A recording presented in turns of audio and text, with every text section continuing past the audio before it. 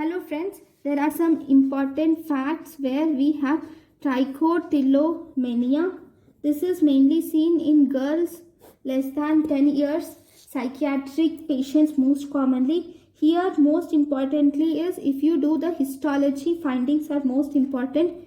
Histology, there will be no inflammation and you will see perifollicular hemorrhage is seen.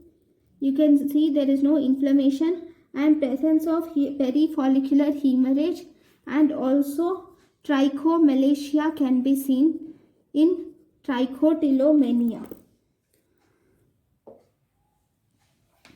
Then in loose Enagen syndrome, this loose Enagen syndrome, here this is actually a self-limiting autosomal dominant condition where the Enagen hair have no sheath. There will be sheath surrounding the hair, right?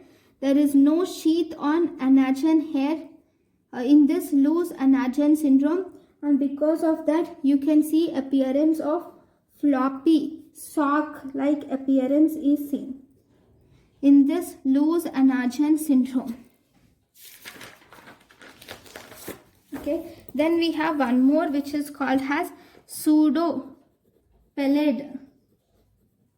of Brock.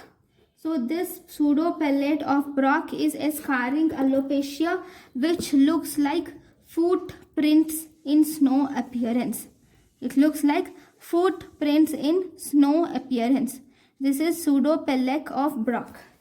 So these are the important things. Thank you guys for watching my lecture. Thank you.